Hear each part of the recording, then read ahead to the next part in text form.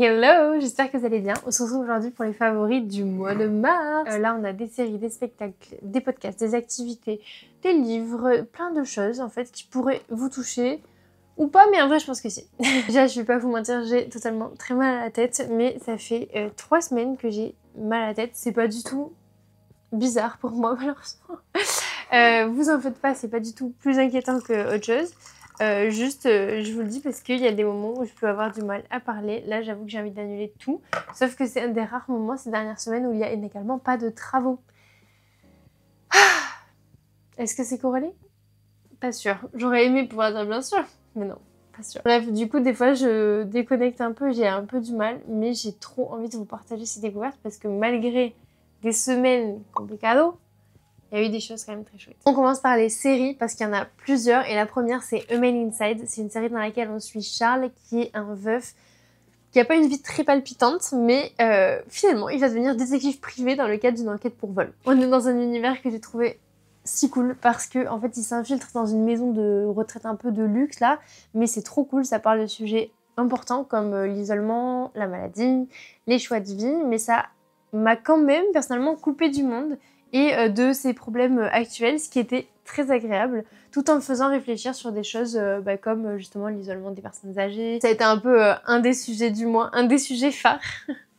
Grandir, vieillir, bref. C'est un ami qui m'avait conseillé cette série-là parce que le cast de The Good Place me manquait beaucoup et j'ai trop aimé la regarder. Et toujours avec l'envie de retrouver le cast de The Good Place, j'ai regardé la série Nobody Wants This et j'ai tellement ri. J'ai ri dans le train, j'ai ri chez moi, j'ai ri avec les personnages, j'ai ri des situations. On est avec Joanne qui tient un podcast avec sa sœur Morgane dans lequel elle papote de plein de choses. Un peu la vibe de Hot Girls Only en vrai. Si vous connaissez pas, c'est vraiment un podcast dans lequel il y a deux copines qui papotent et c'est très chouette. Je vous le mettrai aussi en description. Et du coup, dans ce podcast, dans la série, elle parle entre autres de leur relation, des moods de chacun. Et Joanne tombe in love d'un rabbin. Un rabbin mimi, mais quand même un rabbin. Et c'est vraiment la première fois qu'il y a une série qui m'a amené découvrir un peu le judaïsme, les coutumes, la façon de vivre et tout ça. J'ai trouvé ça hyper intéressant, ça m'a vraiment plu.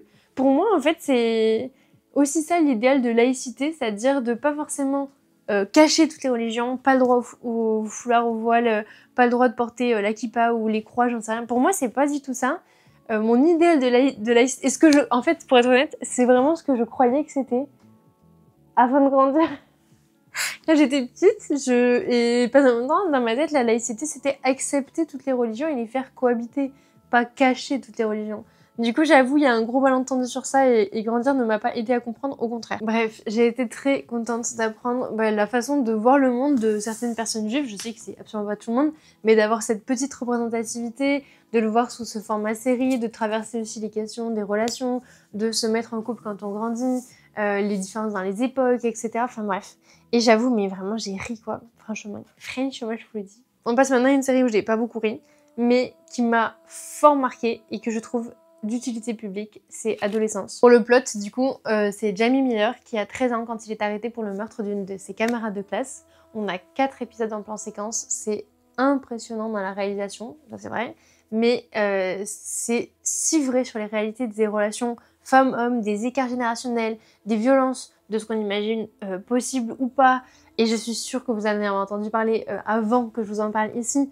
Et vraiment, je trouve ça fou d'avoir partagé ça. Et vraiment aussi, merci aux personnes qui ont répondu sur Instagram ou en story si vous l'aviez vu ou pas, ou tout ça, si ça vous a parlé. Parce qu'en fait, j'ai personne autour de moi qui l'a regardé. Tout le monde se prépare psychologiquement. Personne n'a trop envie de se poser pour le faire. Je peux comprendre, mais bon, quand même. Et c'était hyper frustrant pour moi de pas pouvoir échanger dessus. Et du coup, c'était trop chouette d'avoir vos réponses et de voir un peu si ça vous a parlé ou pas. Et je sais pas comment expliquer, mais moi, ça m'a pas choquée comme certaines séries comme 13 Reasons Why, par exemple, si vous voyez de quoi je parle, malheureusement. Mais c'est vrai que là, dans la série Adolescence, j'étais un peu en mode « Ah bah oui, quand même, bah oui, Mais non, mais oui, c'est pas facile. » Voilà, je pense que c'était ça. Mais après, ça m'a marqué quand même, je vais pas mentir. En tout cas, j'ai envie de dire bravo d'avoir sorti cette série, c'est vraiment... C'est au bon moment. Hein. Voilà. Tout ça pour dire 3 séries en un mois. J'avale vraiment tout ça. En fait, c'est grave parce que quand je lance une série, je peux pas m'arrêter. Il faut que je regarde tout. Niveau livre, j'ai eu le même engouement, mais avec beaucoup plus de légèreté pour le tome 1 de Van Gogh de Timothée de Fontbelle. Et j'avais pas capté pendant que j'ai commencé à le lire. C'est vraiment quand je me suis dit, putain, mais c'est vraiment chouette et tout, que c'était le même auteur que Alma, la série et la trilogie dont je vous parlais en janvier et que j'avais adoré. On se retrouve à Paris en 1934 devant Notre-Dame. Le jeune Van Gogh doit fuir la police, mais il ne sait pas pourquoi. Il n'a pas les réponses aux questions de qui sont ses parents, pourquoi il se sent suivi perpétuellement. On passe des îles siciliennes au brouillard de l'Écosse, tandis qu'enfle le bruit de la guerre. Van Gogh cherche sa vérité, et c'est vraiment le petit teaser du livre que je vous ai fait. Mais j'aime trop en fait le rythme et les personnages. Encore une fois, j'ai attendu des semaines pour avoir le tome 2 que j'ai enfin dans mes mains. Oui! Mais en fait, j'espère que ça va être aussi bien que le premier, parce que le premier j'ai trop kiffé. Pour le moment, j'ai juste lu quelques pages et je suis très contente de reprendre cette lecture. C'est vraiment le genre de livre où c'est pas dramatique, mais il se passe quand même des choses et ça me déconnecte de la réalité tout en me faisant réfléchir sur notre réalité. Et en même temps, j'ai trop envie de le lire tout le temps. Dans le métro, voilà, il est vraiment plus gros. Le premier que j'avais, c'était un poche. Mais dans le métro, j'ai pris du temps pour aller me poser sur un banc au soleil. Dès que j'avais 5 minutes avant de dormir, etc. J'ai toujours... Cette envie de lire, là, c'est trop cool, je trouve. Faut que je me calme. Je me calme. Pardon. On va passer au spectacle. Et là, il y a des trucs géniaux. J'ai été gâtée par la vie ce mois de mars. C'était fou. Le premier du mois, c'était la création collective de l'Académie Fratellini sous le regard de Maruzia Diane van Verbrick. Désolée pour la prononciation. L'Académie Fratellini, du coup, c'est une école de cirque professionnel qui est près de Paris. Et les deuxièmes années doivent faire une création collective à chaque fois, tous les ans. Et ce qui n'est pas en fait le plus simple quand même, parce que ça veut dire que tout le monde doit se mettre d'accord en mettant en valeur leur discipline. Mais bon, bref, ils le font. Et au tout début du spectacle, j'avais un peu peur que ce soit assez scolaire, parce que genre tout le monde se retrouve autour d'une table. Il y a un aspect vraiment un peu le classique des écoles de cirque, de on se présente, tout ça, tout ça. Mais en fait, dès que la première musique, elle s'est lancée, mais j'ai ri. J'ai ri, mais les larmes de rire. En fait, la première musique, c'est la reprise médiévale de Shakira Hips Don't Lie. Et il y a une personne au monocycle qui fait le spectre comme ça, qui se bat. Mais c'est excellentissime. Et en fait, tout le long, toute la DA du spectacle, c'est Medieval Party. Oh non! J'en ai un peu renversé partout. Vous voyez, j'ai toujours mal à la tête, mais ça me fait plus du bien de vous parler que de rester dans mon lit à avoir envie de pleurer. N'est-ce pas? Enfin, n'est-ce pas besoin de ça, mais rien, je ça. Bref, du coup, dans ce spectacle, il y avait vraiment une ambiance médiévale. On passait du bouffon, des dresseurs de tigres en peluche, des tutos comment tuer son mari à l'époque. Et en fait, malgré que tout le long ça me fasse rire et en plus ça m'enjaille parce que moi j'aime trop. Vraiment, je trouve ça très drôle et très joli aussi, les musiques et tout ça, mais bon, c'est un autre sujet. Il y avait des vraies propositions d'idées, d'acrobatie, notamment là il y avait un mélange d'agrès que j'avais jamais vu, cadre coréen plus corde lisse, et avec vraiment des changements entre voltigeuse, porteur et tout ça. J'ai trouvé ça trop cool. Et il y avait un nain que j'ai croisé plusieurs fois et que j'apprécie qui présentait du coup son travail, et c'est vrai que je l'avais jamais vu dans sa discipline et c'était trop cool à voir. Et vraiment pour moi c'était un délire assouvi, mais que ça fonctionnait très bien, à mon goût. En tout cas, j'ai passé un très bon moment. Ah oui, et les acrobaties, du coup, je sais pas du tout si c'était vraiment influencé par ça, mais ça m'a fait trop penser dans différents numéros à Link le Nail et Beren, je sais plus comment ça s'appelle, je vous mettrai le lien, j'ai trop la flemme de regarder. Mais des gens que je vois sur Instagram, et je trouve que l'influence des mélanges d'Instagram, des inspirations et tout, elle se sent sur scène. C'est trop beau et j'ai trop hâte de voir ces artistes sur scène toutes les années qui arrivent, j'espère. Berendam, je sais pas. Ensuite, il y a eu le spectacle Donne-moi ta force dans le cadre du festival Plus Forte Ensemble. Et en vrai, je mets tout l'événement dans mes favoris. C'était trop cool. Et en fait, je suis trop heureuse de pouvoir vivre ce genre d'expérience grâce à vous, en fait, grâce au soutien que vous me donnez, le fait que du coup, il y ait des espaces, des théâtres, des compagnies qui ont envie qu'on creuse des sujets, qu'on échange, qu'on travaille ensemble sur certaines choses. Je trouve ça trop chouette. Et vraiment, mais merci. Parce que du coup, c'était trop stylé. J'ai fait une petite vidéo sur le festival Plus Forte Ensemble et normalement, j'en referai une tantôt. Parce que c'est un sujet que je trouve tellement... C'est ma DA, quoi. Et pour le contexte, le festival Plus Forte Ensemble, c'est un festival qui met en place des solutions et des approches pour aider à assainir le spectacle vivant dans le cadre des violences sexuelles ou autres. Et je trouve ça très chouette. Et donc là, le spectacle Donne-moi ta force, c'était un spectacle qui avait été créé spécialement pour le festival par une des co-créatrices du festival qui s'appelle Mélodie. Et dans ce spectacle-là, on avait une reprise, mais à succès qui allait fonctionner d'une compagnie de Roméo et Juliette, et on y voyait plein de dysfonctionnements et le public était vraiment au plus près littéralement des gens. J'ai trouvé que les acteurs étaient super cool, la mise en scène était super cool et j'espère trop que du coup ce spectacle pourra rebondir et aller du coup jouer dans d'autres endroits et faire réfléchir d'autres publics, parce que là il y avait un échange après le spectacle, il y avait vraiment des gens qui étaient en mode ah ouais, j'avais pas vu à quel point c'était choquant et tout. Et c'est vrai que moi, je suis particulièrement impliquée dans la lutte contre le harcèlement et les violences parce que je suis la victime de ça et depuis longtemps. Je ne sais pas pourquoi je prends un accent, je pense que c'est pour me distancier de la violence de la chose. Pardon, si ça a pu offenser les gens. Mais du coup, oui, je vous disais, moi, je suis particulièrement impliquée, mais c'est vrai que quand on n'est pas forcément au plus près de ça, ce que je ne souhaite littéralement à personne, mais on n'a pas toujours la facilité de se rendre compte qu'il y a des façons de parler aux gens qui sont pas normales, qu'il y a des comportements qui sont pas normaux, etc. Ah oui, et j'ai passé un moment hyper cool, alors que j'avais peur que ça me trigger, je sais pas si vous voyez, mais j'avais peur que ce soit un sujet qui du coup réveille des choses qui pour moi n'ont pas été très drôles, et en fait ça m'a pas fait ça m'a juste donné envie, enfin, je mets un petit bémol. Je suis pas sûre que ça m'a pas fait ça, j'ai l'impression que ça ne m'a pas fait ça, malgré tout je me suis sentie quand même très drainée de ça, et j'ai pas trouvé ça non plus hyper drôle. Après, c'est une concordance de plein de choses. Mais sur le moment, en tout cas, et en recevant la pièce et les échanges et tout, j'ai trouvé ça plutôt très optimiste et positif.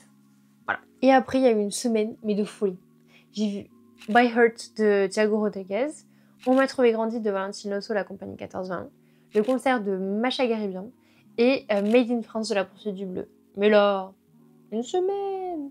En fait, je vous ai préparé des petites vidéos sur chaque événement sauf sur Macha. Donc, je vous en dis pas trop ici, mais vraiment que des bangers. Chacun dans leur style, avec leur sensibilité, leur façon de faire. Mais merci, merci, merci, merci, merci les créateurs de nos Flavio Rosa, c'est trop stylé. Et Macha, du coup, si vous connaissez pas, c'est une artiste de musique jazz et franchement, elle était trop impressionnante. Elle chante en arménien, en anglais, en français et en portugais dans le même concert. La mise en lumière, elle était trop stylée. L'ambiance était très chouette et en plus, c'est un humain adorable. Je vais vous mettre des petits extraits si jamais...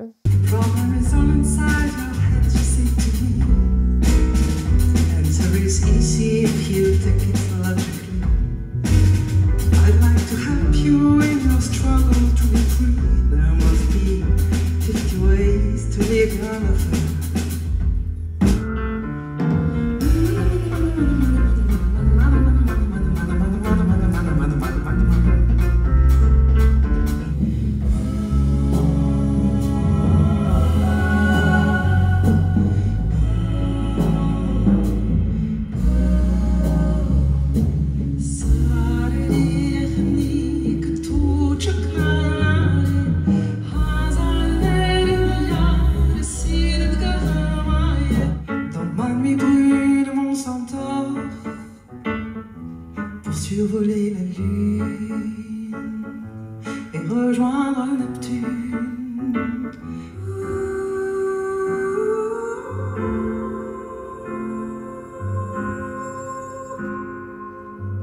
Donc vraiment, ça m'a fait trop du bien. Et en plus, je sais pas pourquoi, je suis persuadée que de temps en temps, il faut se laisser traverser comme ça par la musique en live. Je sais pas si ça, dans ma tête, ça nous réharmonise. Dans ma tête.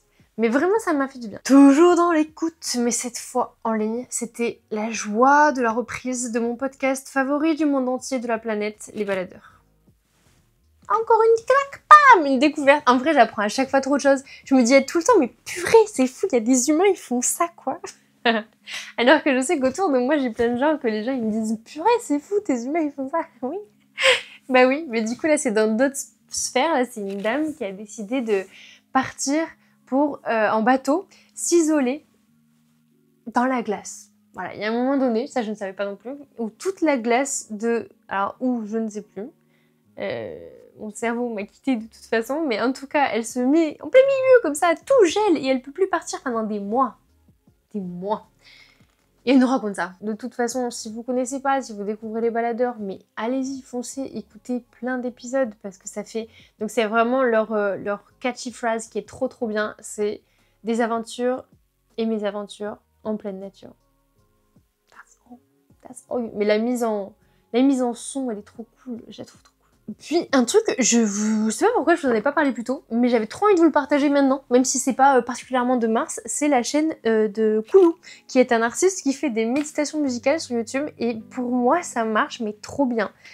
Dès que j'ai envie de m'apaiser, de bosser, de méditer, tout ça, mais coulou, trompette. En général, c'est trompette, guitare, un peu piano. En plus, maintenant, il a un chat. Je suis trop in love. Et ça marche trop bien pour moi. À chaque fois, voilà, ça. Donc, si jamais ça peut marcher sur une personne qui écoute cette vidéo, mais tant mieux pour vous, c'est cadeau. Voilà. Autre élément qui m'a pas mal apaisé, ce petit puzzle. Rainy Fall par Moody Illustration. Voilà, ils refont leur beau travaux là. Oh! Karen Cook est une graphiste et illustratrice qui anime et crée des illustrations joyeuses, colorées et fantaisistes en utilisant des supports traditionnels et numériques. C'est un mini puzzle. Il est tout petit, je sais pas si vous verrez bien. Mais c'est vraiment... En fait, on est allé à Flux avec ma soeur qui aime beaucoup ce magasin, comme absolument tout le monde, c'est juste les prix, c'est abusé. Et je fais « Oh, c'est trop mignon !» parce que ma soeur m'a offert un puzzle à Noël. Je l'ai toujours pas fini, il est hyper grand. Je pensais pas qu'il serait aussi grand, mais je pense qu'il fait... Enfin, grand pour chez moi, soyons... Hein, mais tout en perspective. Et en fait, il est trop compliqué parce que il a une forme de bouquet de fleurs, ce que je trouve absolument stylé, qui va très bien avec ma personnalité, et que j'ai adoré commencer, mais je sais pas comment m'organiser pour le finir, parce qu'il faudrait que je prenne toute la table, pas toute, mais quasi. Enfin bref, j'ai toujours pas fini celui-là, mais j'ai adoré faire ça, et ça faisait, mais je sais pas combien d'années j'avais pas fait de puzzle. Je crois que je vous en avais parlé dans une vidéo. Bref. Et là, je le vois, je dis, oh, mais c'est trop une bonne idée, des petits puzzles. Ma sœur, elle le prend, je lui dis, bah pourquoi tu en prends un? Elle me dit, ah, c'est pour une amie et tout. Ma sœur, c'est vraiment la fouine de service pour ça, je l'adore. Elle fait que dire, non, mais t'inquiète et tout. Et en fait, elle te fait des cadeaux. Elle est trop... On lui a dit, il faut qu'elle soit quand même, parce que vraiment, c'est la personne... Là, on est sortis avec d'autres humains. Il pleut. Quelqu'un dit, oh, j'ai oublié mon parapluie. Il propose de revenir chez lui. Plutôt qu'elle dise, ok, on t'attend là, elle lui dit, non, mais t'inquiète, prends mon parapluie, je te le donne. Mais non, meuf, genre... Elle serait prête à donner son rein, et le deuxième, après elle serait morte. Non, il faut... T'aimes bien une veste chez elle, tu vas chez elle, tu dis « Oh, elle est trop jolie ta veste. Oh, mais t'inquiète, je te la donne. » Et des fois, genre, c'est un truc, elle a mis des semaines à économiser, ou des mois, tu vois, pour s'acheter cette veste. Mais elle a trop envie. Bref. Je lui dis « Ah bon ?» Elle me dit « Oui, c'est pour une copine, je pense qu'elle ça lui plaira et tout. Pour qu'il va avoir un bébé. » Certes. Elle prend ça, pose pas de questions, elle va payer. Elle me le met dans mon sac. Ma bichette. Elle me le met dans mon sac, je suis en mode « Mais pourquoi tu t'es trompée ?» En fait, le problème, c'est que le combo ma soeur et moi, c'est compliqué parce que je suis très naïve et elle est très forte pour... Je sais pas si vous voyez ce que je veux dire. Bref. Elle me dit « Non, mais ça va te faire du bien et tout. En plus, c'est un petit peu, ce sera trop pratique et tout. » Je la dis pas, il y a quelques jours, j'étais en mode « Oh, j'en ai trop marre, la vie, c'est compliqué. » Je ouvre mon petit truc de puzzle. Je sors les petites pièces. Je vois quoi sur les petites pièces? Des plantes. Il y a genre, littéralement, des plantes, chat, livre, café, citrouille, tournesol, petite pluie, mais toi t'es à l'intérieur. Ah, j'adore. J'adore ma soeur, j'adore les puzzles maintenant, c'est bon, ça m'a fait trop kiffer. Je pense qu'il faut pas trop m'en offrir parce que ça prend un peu du temps. En vrai, celui-là était rapide et hyper agréable, mais juste après, j'en fais quoi? Bah, du coup, là, j'ai dit, je me promets, je le remets dans la boîte et je le referai quand j'aurai besoin de me redétendre. Parce que je pense que c'est juste le fait de prendre du temps là et de... Je crois que vous avez compris. On passe à mon dernier favori de ce mois de mars, c'est le Mont Saint-Odile en Alsace. Trop cool, genre juste trop stylé. Non, en vrai, ce que moi m'a le plus plu et touché, c'est les arbres, les roches, la hauteur, la vue qu'on a, quoi. C'est vraiment assez fou. Mais surtout, là, de voir tout plein d'arbres et toutes ces roches sur lesquelles sont construits les bâtiments, je trouve ça trop joli. Juste, j'ai failli m'envoler, il y avait tellement de vent. C'est vraiment très très beau. Et j'ai trouvé ça trop cool. Voilà, j'avais envie de vous parler de ce petit endroit, même si d'habitude j'habite à Paris quand même, et que là j'ai fait ce petit détour en Alsace, c'était quand même chouette de découvrir ça. Et j'aime bien partager des lieux, pourquoi pas, hein. Bon, j'espère que j'oublie rien, je suis quasiment sûre que si, comme à chaque fois, mais ce mois de mars là, ça a été vraiment... J'avais le sentiment d'être très fatiguée, d'être à peu près constamment dans une sorte de brouillard. En fait, j'ai beaucoup vu ma famille, ce qui était vraiment très chouette et qui m'a fait beaucoup de bien. Et en même temps, c'est beaucoup d'émotions. Et si vous suivez la chaîne depuis un moment, vous savez que je suis très émotive. Donc des fois, ça me draine et ça me prend pas dans le mauvais sens du terme, mais juste c'est beaucoup d'énergie. Et en plus, fait que du coup, de prendre du temps pour ma famille, fait que je décale des choses que j'avais prévues, des vidéos que je voulais absolument vous sortir ce mois-ci et que j'étais super déçue de pas réussir à à tout concorder, mais bon, comme on en a déjà parlé, j'ai aussi un autre boulot à côté, donc des fois j'arrive à faire des vidéos, mais c'est pas pour la chaîne YouTube. Et bon voilà, donc c'était beaucoup, je pense, de frustration de tout ça et beaucoup de fatigue, et je sais pas si c'est lié, enfin, je sais pas à quel point la tête est liée à ça ou ce sentiment-là découle de la tête. Malgré que ça fasse plus de 20 ans que j'ai des migraines, eh bien je n'ai pas vraiment su dire exactement ça, mais bon, c'est un mélange de tout, c'est un fait, j'ai besoin de beaucoup de repos, donc il y a des journées où j'ai énormément dormi. Néanmoins, il y a eu plein de moments où j'ai pu sortir voir le soleil, parce qu'on a eu la chance d'avoir beaucoup de soleil. Les fleurs qui fleurissent partout, là ça me rend tellement heureuse, vraiment de... Les arbres, là, il y a plein d'arbres à Paris qui lâchent leurs pétales comme des petits confettis. J'ai l'impression que c'est la fête partout. En plus, avec la lumière du soleil et tout, c'est tellement beau. Franchement, c'est tellement beau. Je me sens tellement reconnaissante de pouvoir me balader, voir ça et tout ça. J'ai beaucoup fait du vélo, j'ai marché, j'ai repris un peu la piscine. Donc, il y a plein de choses qui sont quand même chouettes. Mais voilà, je sais pas, j'ai eu un sentiment de... Et grosso merdo, j'ai eu l'impression que j'étais beaucoup stressée et qu'il fallait juste que je me détende. Donc j'ai pris le temps de plus faire de méditation, plus faire de respiration. Voilà, essayer de retrouver des lectures qui me font du bien, de retrouver tout ça. Et c'est aussi vrai, j'ai l'impression que j'ai du mal à accepter que juste je peux pas forcément tout faire. Et pour le coup, j'ai privilégié de passer du temps de qualité avec ma famille. C'est un choix. Je regrette absolument pas, mais c'est vrai que du coup, ça a fait que j'ai pas pu être partout et j'ai du mal à accepter. Et ça, c'est ce que les gens me disent autour de moi aussi, que je pourrais pas tout faire, je pourrais pas tout voir, je pourrais pas être partout, même si j'ai envie, même si j'ai trop la foi de le faire. Là, typiquement, quand je vous tourne cette vidéo, j'ai une interview dans quelques minutes avec Influencel. Je vous en reparlerai tantôt, je pense. Et juste après, je file à l'opéra pour encore une visite de ouf. Et donc, je suis trop contente. Et en même temps, j'ai juste envie de tout annuler parce que j'ai maxi mal à la tête. Et que là, je peux parler et je sais pas jusqu'à quand ça va durer. Ainsi va la vie. Malgré la douleur, je suis quand même reconnaissante pour beaucoup de choses.